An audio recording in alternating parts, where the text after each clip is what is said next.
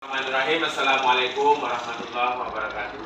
Waalaikumsalam warahmatullahi wabarakatuh. Baik anak-anak semuanya, pada pagi hari ini kita belajar tentang fikih. Sebelumnya kita berdoa ya, mungkin dari ke-12 ke 12 kita persilakan. Bismillah, mulai.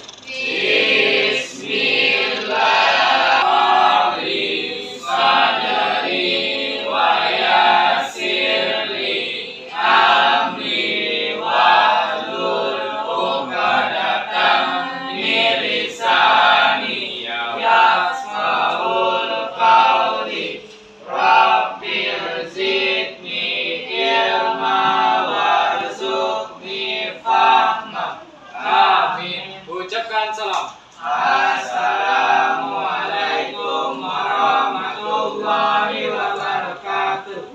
Baik, terima kasih Anda semuanya. Sebelum kita belajar, mari sebaiknya kita absen ya. Anissa, Aura, Diki, Fani, Ira, Yasmin. Oke, terima kasih. Baik Ananda, kita pagi hari ini sebelum kita masuk ke pembelajaran fikih, ada baiknya kita reviewnya ke belakang dulu tentang pelajaran kemarin tentang zakat. Jadi zakat ini dibagi kepada dua ya, zakat fitrah dan zakat mal. Sebelumnya kemarin kita sudah belajar tentang zakat. Zakat kita terbagi kepada dua, zakat fitrah dan zakat mal. Kita tahu zakat fitrah itu zakat diri kita dan zakat mal itu zakat kita.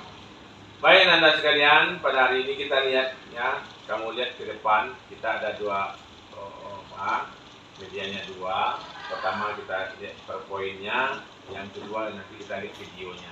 Oke, mati dia.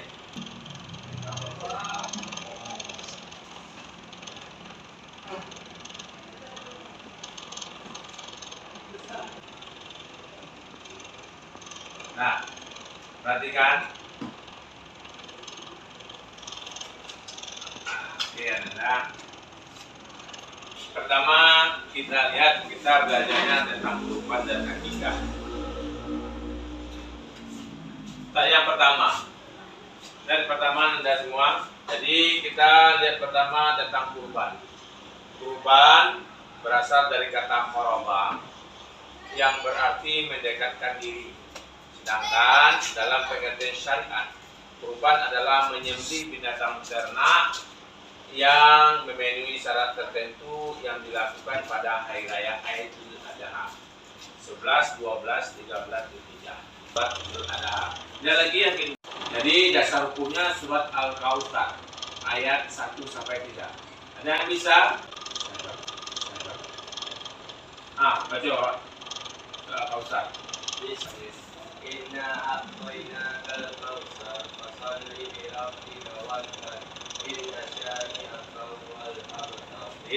Dasar hukumnya surah Al-Kautsar. Bismillahirrahmanirrahim. Inna a'tainakal kautsar fasholli li rabbika wanhar inna syani'aka huwal abtar. Sungguhnya kami telah memberikan kepadamu nikmat yang banyak, maka dirikanlah sholat, tunaikan zakat, dan sesungguhnya orang-orang yang membencimu adalah orang yang terputus amalnya. Satu berat lagi. Lihat lagi di sini, jenis dan persyaratan hewan kurban. Pertama, hewan kurban hanya boleh yaitu hewan yang diternak untuk diperas susunya dan dikonsumsi dagingnya, yaitu onta, sapi, kerbau, domba, dan kambing. Nah, itu yang seharusnya yang boleh dikorbankan. Pak, ini unta gimana? Unta itu berlakunya pada bangsa Arab. Yang kedua, hewan kurban yang dipilih itu adalah hewan yang baik, ya, yang gemuk, sehat, dan tidak cacat. Jadi yang cacat tidak boleh. Kalau cacat dia tidak boleh. Tengkak sekaki nak boleh. Lupa sepatah tanduk nak boleh. Jadi hal yang seperti itu harus kita perhatikan. Jadi kita perhatikan seperti apa hewan kurban itu. Oke ya.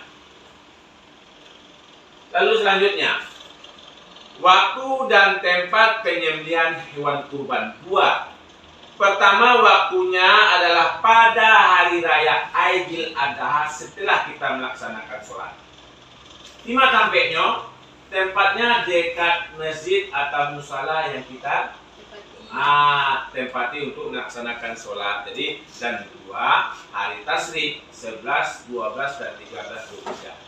Yang kedua, tempat penyembelihannya itu dekat dengan tempat tadi dah Bapak katakan, tempatnya dekat tempat kita melaksanakan sholat Idul Adha. Jadi nanti Bapak suruh kamu ya duduk berkelompok. Lalu jenis dan persyaratannya lagi. Persyaratannya? Lalu sunah sewaktu menyembelihnya lagi. Pertama, disunahkan hewan kurban disembelih sendiri jika orang yang berkurban itu laki-laki dan dia mampu dia. Yang menyembelih itu tidak ada perempuan ya. Yang menyembelih itu adalah laki-laki. Yang kedua, disyariatkan bagi yang berkurban bila telah masuk bulan Dzulhijjah untuk tidak mengambil atau memotong rambut. Sehingga apa? Sehingga terlaksana kurban nanti. Yang ketiga, daging kurban itu dibagikan ada 3 kelompok. Sepertiganya untuk orang yang berkurban dan keluarganya. Yang sepertiga lagi untuk siapa? Untuk masyarakat sekitar, tapi ya disimpan agar sewaktu-waktu bisa dimanfaatkan. Boleh disimpan boleh. Untuk keesokan harinya. Untuk apa? Kalau tidak ada itu dipakai. Seperti itu ya. Yang keempat, menyembelih hewan kurban atau pengurus kurban boleh saja menerima daging kurban, tetapi bukan sebagai upah. Ini daging upah dong, jadi daging kok. Kalau upah tidak. Daging tidak bisa dijadikan upah. Yang terakhir, dilarang menjual daging.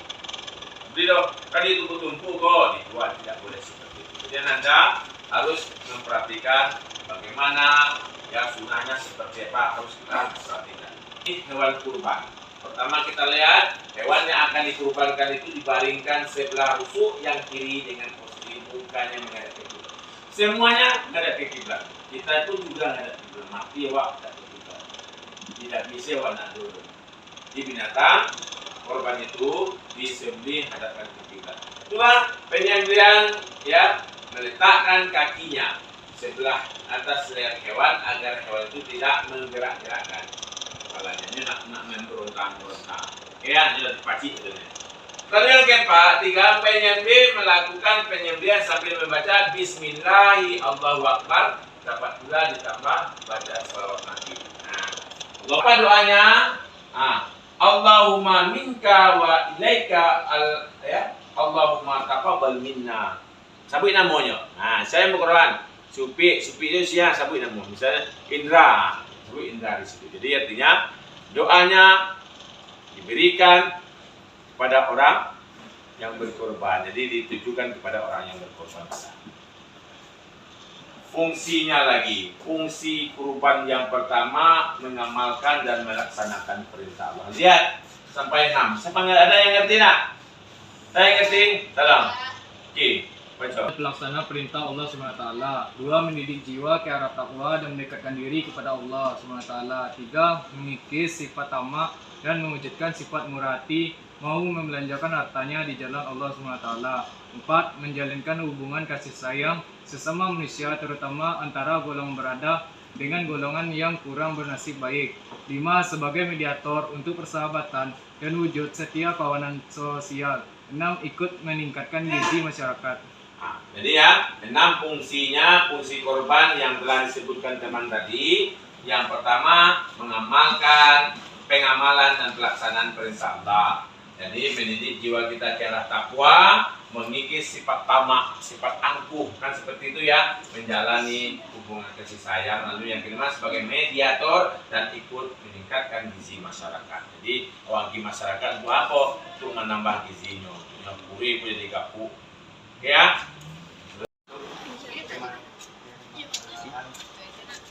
Umat seperti membangun sifat ibadah dan dengan itu Oke, jadi mengorbankan sebagian harta untuk kemaslahatan umat seperti membangun tempat ibadah. Yang kedua, membantu sesama, saling mengasihi, saling menyantuni dan saling memberi. Lalu salah satu bentuk takarub kepada Allah, sehingga orang yang berkorban itu akan lebih bertakwa kepada Allah. Lalu menumbuhkan menumpahkan darah binatang merupakan simbol agar orang yang berkorban melepaskan sifat-sifat kebinatangannya. Tadinya sampai dengan hikmahnya. Sekarang Bapak bagi kelompok, bagi aja kelompok, kita bagi 2 kelompok. Silakan duduk per kelompok. Silakan. Bapak, silakan kamu keluarkan lampu lebar ya. Bapak lihatkan video tentang kurban. Nah, oke, perhatikan. Jadi perhatikan video di depan. Kita pembelajaran tentang kurban. Ya, silakan ambil kertas sebelah ya. Jadi di situ kita melihat cara nanti penyembelihan kurban ya, cara penyembelihan kurban.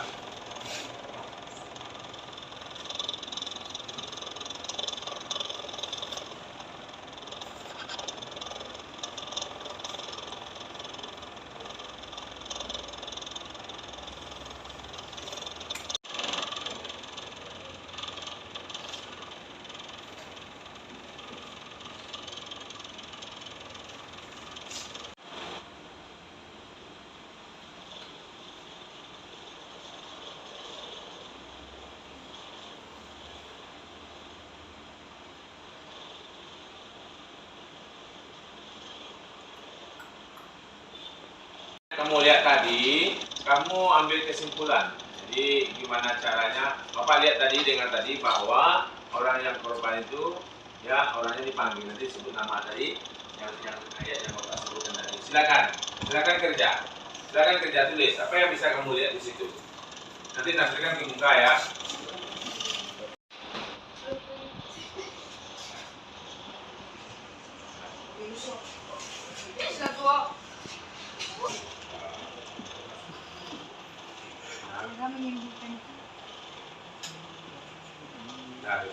Nah, kita sudah diskusi tentang cara penyembelihan. Kita lihat tadi satu kelompok, 1 orang ke depan. Jadi kita duduk kelompok 1. Iqbal, silakan ke depan, Pak. Baca apa yang ditulis kelompok. Siapa yang mau baca? Yang kelompok Iqbal? Silakan, cepat. Waktu habis. Kurban adalah satu cara untuk mendekatkan diri kepada Allah. Kata kurban berasal dari bahasa Arab qaraba. Assalamualaikum warahmatullahi wabarakatuh. Waalaikumsalam warahmatullahi wabarakatuh. Cara penyembelihan hewan kurban. Tentu hewan yang akan dikorbankan dibaringkan ke sebelah rusuknya kiri dengan posisi mukanya menghadap ke kiblat. Oke. Terima kasih kita ucapkan kepada Anda kelompok yang sampaikan ke depan bahwa penyembelihan itu diarahkan ke kiblat ya. Jadi kepalanya arahkan ke kiblat. Apapun bentuknya diarahkan ke kiblat. Nah, ya akan sama kita ya. Semuanya orang yang peserta kurban nanti disebutkan. Jadi kalau dia dari sekali disembelih, maka orang yang korbankan itu, oh korban siapa? Ini siapa? Ini siapa? Kan? Jadi Anda terima kasih ya. Jadi pembelajaran kita pada hari ini kita cukupkan. Jadi untuk besok ya kita belajarnya tentang akikah lagi. Jadi ada 2 kali pertemuan lagi tentang akikah. Banyak. Itu mari kita tutup dengan pembelajaran